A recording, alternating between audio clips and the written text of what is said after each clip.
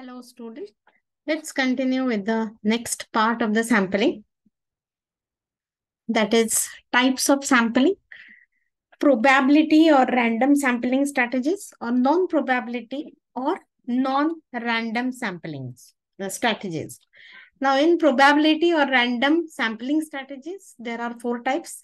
Simple random sampling strategy, systematic random sampling strategy, then multi-stage, just a minute, multi-stage random sampling, then stratified random sampling strategy, and fifth one is cluster random sampling strategy. These are the types of probability or random sampling strategies. Another type is non-probability or non-random sampling, in which there is convenience sampling strategy, purposive, uh, sampling strategy, and quota sampling strategy, and the last one is snowball sampling strategy. So we will see all of them in short.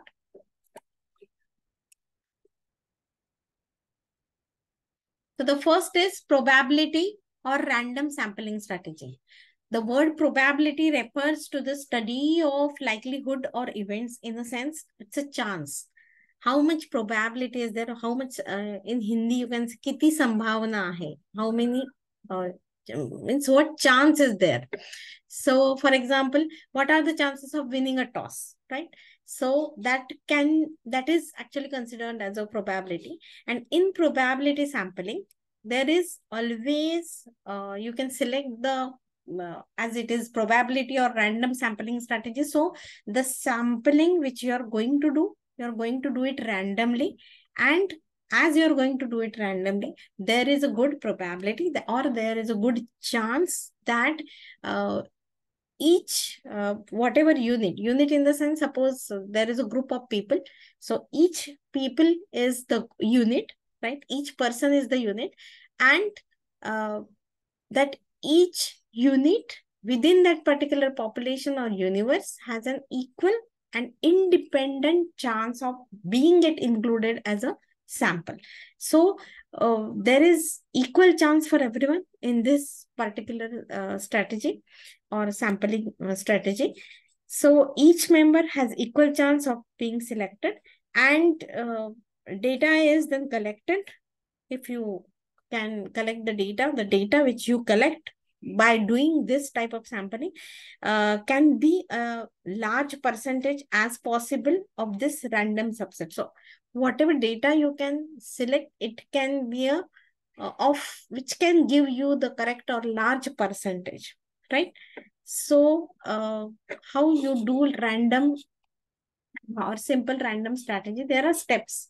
The first step is define the population. So first you have to decide what type of population you are going to select. That population you are going to select as per your research requirement, right? Then second, list the population from 1 to n, that whatever number. Suppose you want to take 200 sampling units, then just name them 1 to 2 or 1 to 200. Then third, decide the sample size. So before you number the population, list the population. In a sense, suppose there is a population of 200 people, for example. So this is your population, right? Then you have to number everyone, that 200 people are there or 200 students are there, you can take. So I will number 1 to 200 to each student, right? Now from that, this is the population. From that I need to select the sample. So I need to take few numbers. So randomly I'm going to select them. So how much sample I have to select? As I said, it should be at least 1/4 or 2/4. So that number I will choose. I will decide that is the sample size. And then the fourth, I will select the sample randomly. So randomly selection, there are two methods. One is called as lottery method. So you can make the cheats and accordingly just put the number, 2 number, then 10th number, then 50th number. That's accordingly you choose the sample till whatever required number you want. So out of 200, suppose you want to choose 50 students, then randomly you just do the lottery method and choose those number. or you can use of the table of the random number, or you can just make the table and randomly choose the numbers from that table. So that table will have all 1 to 200 numbers, and randomly you have to pick the number. Accordingly, you choose that particular student with that number. And then the use of computer assisted technology. Computer also helps you to choose in a random way. So these are the two examples. You can see that this is the population, and from that I'm randomly choosing those who got selected are circled, right? Those are the people or students who got selected. Here also the same, randomly from this population, you can select the students or the persons randomly. What are the advantages and disadvantages of this type of sampling? It's simple to apply, right? Then the advantage is simple to apply. Analysis of data is reasonably easy, as it is simple to apply. You can easily get the data, and then you can analyze it more easily. Then you can get it available also more easily. Then analysis of data has a sound mathematical basis. In a sense, you can apply mathematics, whatever data you are going to get by this particular method, right? And you can even apply the statistics. Then what is the disadvantage? A complete list of population might not be available. So when you're choosing randomly, there might be some set or some characteristic people, you are missing them out, because it is by chance, right? So those may not get included in your sampling. So as it is not happening, then the sample will not represent the population correctly, because some characteristic peoples or some characteristics are getting missed it out. Then second is systemic random sampling strategy. It is a commonly used strategy in which unit of populations are arranged in some systematic manner. So the units, whatever you are going to choose, the persons or whatever, animals, whatever the way, whatever unit of population you have decided, those must get arranged in a systematic manner. So after each particular interval, you are going to pick the sample, right? So first unit in this, you can choose randomly. And once you choose the first unit randomly, the rest being automatically get selected. So first I will choose, suppose a particular number, 6 number I have chosen. After that, then I will decide the interval that after each 10th, I'm going to choose. So 6 plus 10, 16th number person will be my sample. Then 16 plus 10, 26th will be my next sample. So that can be done. So to do this, how you can go for this? Again, you have to make the list of participants, right? So suppose there are 100 participants. So each participant, I will give number 1 to 100. Then either the first sample or the first unit you need to choose. So for that, you can either use any random method or lottery method. And I will choose the first participant. So here, suppose this is 1 to 100 number of the participants. And by doing lottery method, I chose the 6th one. 6th one is my first, right? Now, for selection of other participants, now I want to select all other participants. So total, I want to choose 100 participants, right? I mean, total population, total number of the participants are 100, right? And I need to here decide that what size of the particular sample I'm going to take. So that number I have to divide. So 100 divided by size, suppose 20, and then divided by 5. So you are going to when you do 100 divided by whatever your sample size is there. So this is the population size divided with the sample size. So to need 100 is the population. Whatever research I want to do, I has to take at least 1/4. So the 20, or I can even take actually the correct thing is 25 or 30 samples should be there. But for it will go easy. So here in example, 20 number has been taken as a sample size. So this is the population size. This is the sample size. Divide population size with the sample size and you will get the interval. So after what interval you are going to pick the sample. So here interval is 5. So after 6, I'm going to pick the person number who is having 11. Then next, I'm going to pick the next participant that will have the 16 number. Next, 21 number participant. Next, 26. And till 100, I can choose the 20 participants because that is my sample size. So how you have decided the interval? So this is the formula for interval. Interval is equal to population size divided by sample size. So in another example, suppose the population size is 12,000 and desired sample size it's 400, right? Then you have to decide this. You are going to decide what is your desired size sample, right? So divide population size with the sample size and you will get interval of 3, and after each 3 you can select the persons. Now, what are the advantages and disadvantages?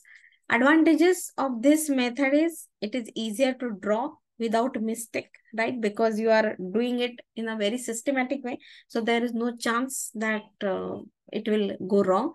And it is more precise than the simple random method because there are more chances that you will not miss any characteristics of that particular sample. So as over evenly spread, because this you are doing it systematically, so it is, you can say that it is more evenly spread, right? Then what is the disadvantage? Again, if the units are arranged in a specific pattern, so if I'm arranging a particular unit in a specific pattern, then there could be a choosing of bias sampling.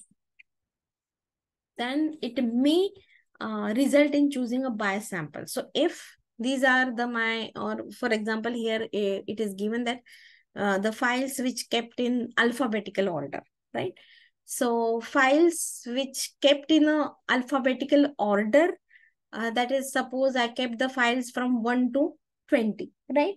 And I'm choosing it after each 3. So each file will have a different data and I may miss few of them, or it may happen because if I'm taking the files in an alphabetical manner.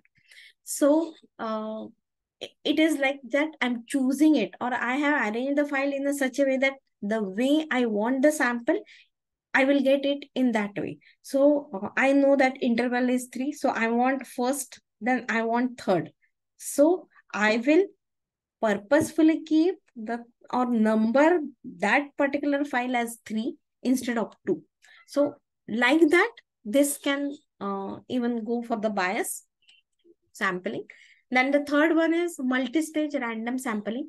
In this method, which consists a combination of sampling strategies, it is choosing sample from the random sampling scheme in a multiple or various stages.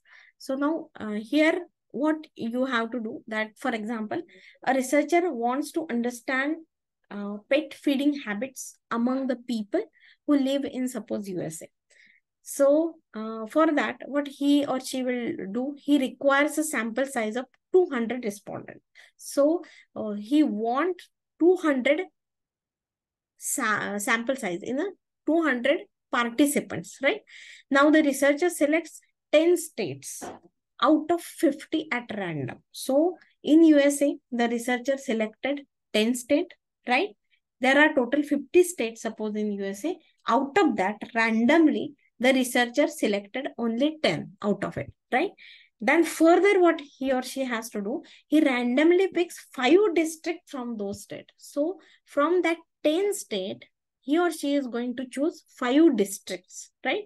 And then from that 5 districts, he or she is going to choose 4 pet owning householders. So those people who are having pets, those 4 houses, he or she is going to choose from 5 districts. So this is actually the example, but the way how you have to go to multi-stage. So as there is a multi-stage, multi-stages are there, stages are there, and the sampling is random, right? So that's why it is named as multi-stage random sampling. So first you have to choose number of states. This is what is done by this researcher. He chose out of 50 only 10 states, right? Then secondly, choose 5 districts. From that 10 state, only 5 districts are chosen. And thirdly, choose the 4 households. That is out of 5 district states. From each district or of the each district of the per state. So it's near about 50. So 10 state and 5 districts. So 50, right? And 4 householders. So 50 into 4, near about 200 houses. So how many respondent the USA, that particular researcher want from USA? That is 200 respondents. Thus, he has completed his sample, which that much amount he needed. So this is another example. If we want to get a sample from crop fields growing wheat in Punjab, then again select the state Punjab, then select the sample from the, just find it out that how many districts are there in Punjab. Accordingly, select few districts of the Punjab, then select the villages from that district, particular villages, and from that select the particular houses, and finally take the sample from those crop fields which houses you have selected from that village. So this is again the same. The advantage of this method is it is convenient, less time consuming, because you have already drawn the whole picture, what and in which way you are going to do, which house you are going to select, everything is planned. So you have to just do it in a systematic way. So less time consuming and less expensive method of sampling, because you are going to select few of them. And this kind of sampling is more flexible because it's in your hand at which village, which district you are going to do. So you may choose that particular district which is nearby to your area, right? And enables existing division and subdivisions to be taken into the account. And then you are doing divisions and subdivisions, so it will going to go in a, or it goes as a, it is narrowing towards a particular point. So it is going to give you a more accurate and correct results. So these are the advantages. Then the next is stratified random sampling strategy. This type of sampling requires dividing the population into homogeneous group. So now you are going to prepare a strata where the group is always homogeneous and each group contains subjects with a similar characteristics. Homogeneous means they must be homogeneous in a characteristics, right? And then these subgroups which you are going to prepare from those population of the homogeneous group are known as strata, which we have previously also seen. Now, this strata are the partition of the population. Now, this strata are going to be a partition of the population, right? Which is more homologous or homogeneous than the complete population. So, in complete population, there is variety of people, variety of characteristics. For example, you are taking a population which is combined with male and females, right? Now, when you are doing it stratified, or you are going to prepare a strata, in that you have to divide them into 2 groups, male and female, right? And thus you can make it more precise.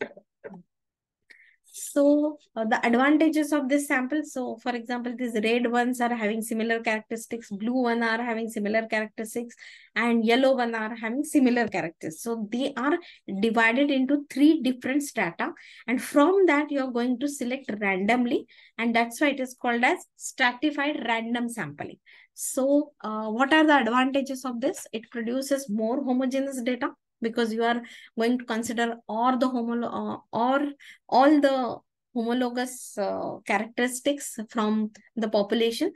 The logistics of collection of data within the specified strata reduce the cost of the sampling. Obviously, you're not going to take everything. So you're going to choose it randomly. So it will reduce the cost. And the data which are collected within each of the separately defined strata, it is possible to obtain separate estimate of the population characteristics from each stratum. So you can finally take some part of each stratum as a sample.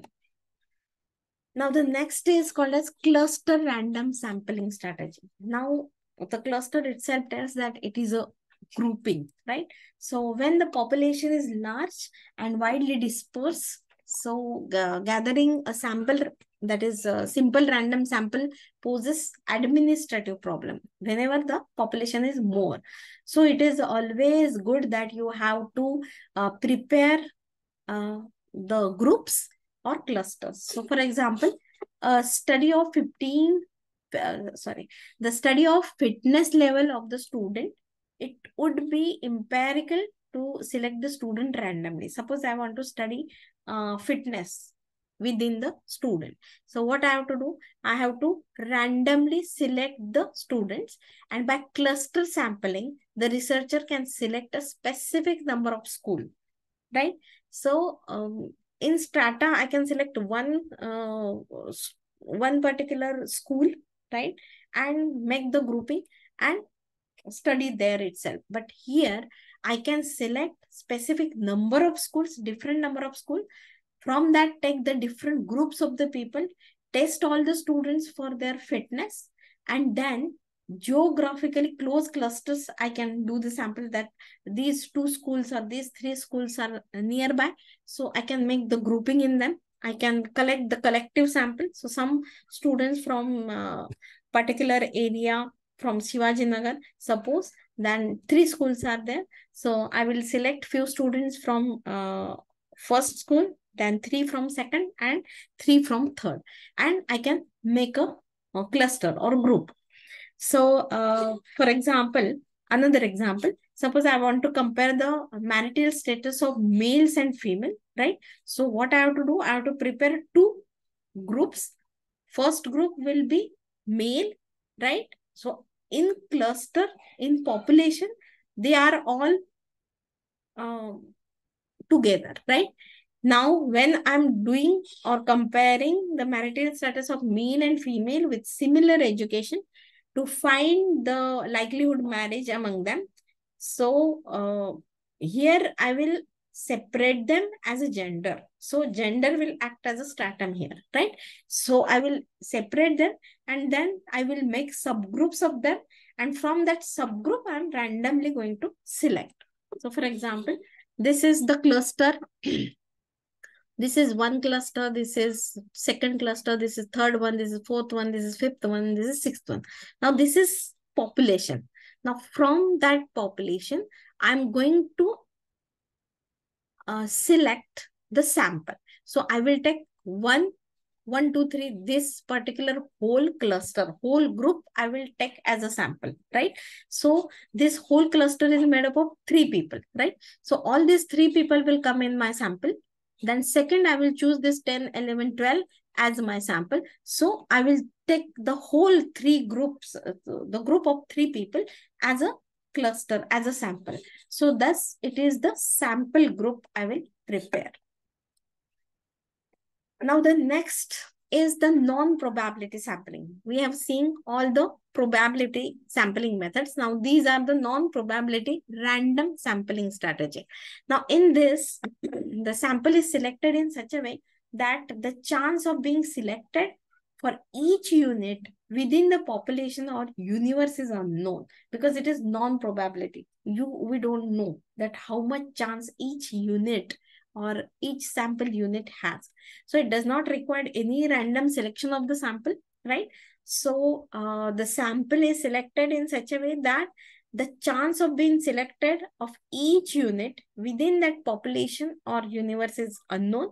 And because the selection of sample is subjective, so the sample is going to be gets selected in a subjective manner. There are no statistical techniques that you can allow in this particular method for the measurement of sampling error. So now these non-probability random sampling strategy methods are divided again into 4 categories or 4 strategies. The first one is convenience sampling strategy. Convenience means you are going to select the sample as per your convenience. So, like I'm going to select the samples. Now I want to study about the diet habitats. I want to do the research of diet habitats in this particular area. So what I will do, I will take, if my friends are living nearby to me, I will select them. My family members, I will take them as a sample. So that is why I'm choosing them, because it is convenient for me to take sampling from them. And that is actually the major disadvantage, because it may happen that you can just see the figure. There are 4 types of colors, right? One is violet, blue, green, right? And red one is actually the researcher. So it is expected that when he is taking the sample, all 3 colors must get represented. But if he is going to select it on its convenience, there are fine or good chance that he may miss one of the representative. That is, the violet color is missing in its sample. So thus, the convenient sample will not represent the whole sample, or sorry, the whole population, because it is missing one of the parameter or one of the character, or one of the people or the person with that particular character must get included, is not included in its sample. So it is missing that sample. Then next one is the purposive sampling strategy, where the desired population is rare and you have some purpose for doing that particular sampling. So it's very defined sampling strategy. So for example, if you want to study on a particular genetic disease, now everyone will not have that particular genetic disease.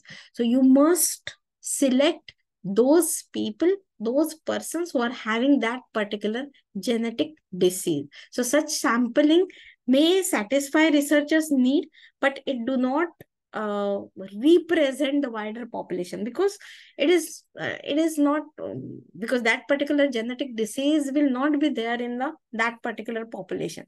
So that may happen. So this is what is actually called as purposive sampling. It means there is some purpose for the selection of that particular sample.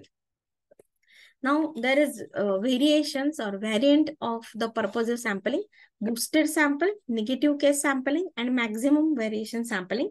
In boosted sampling, the variant, or you can just take a type of sampling where it takes specific steps to ensure that certain individual or types of individual who might otherwise will get omitted, right? That is what is called as boosted. So you have to specifically select that particular people or sample with special needs, right?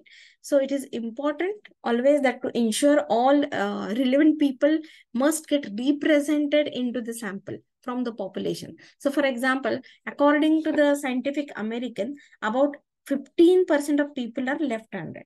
Now, whatever population of America is there, accordingly, that means the in our sample, near about at least 500 people, we expect that 75%, among 500 people, what is expected that 75 people will be left-handed. But however, for many researchers, 75% is not sufficient to form a reliable sample. Because only 75% they will not be even able to apply some statistical methods on them.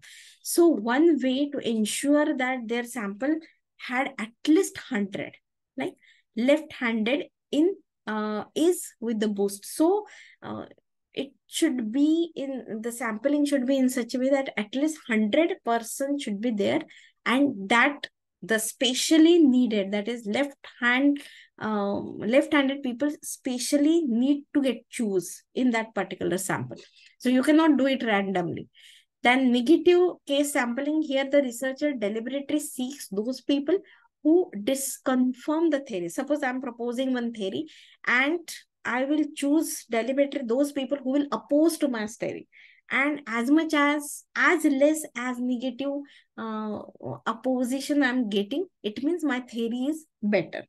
जेवढं जास्त तेवढं opposition जेवढं जास्त तेवढं my theory may be not the correct theory, and I may need to destroy it, or I may need to rethink about it.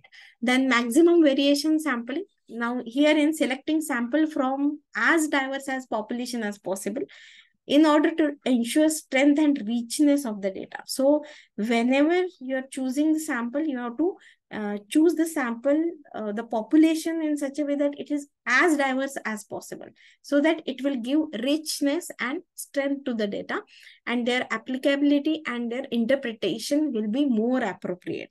So these are the different variants of the purposive sampling. So the next sampling method we will see in the next lecture. Till that, bye.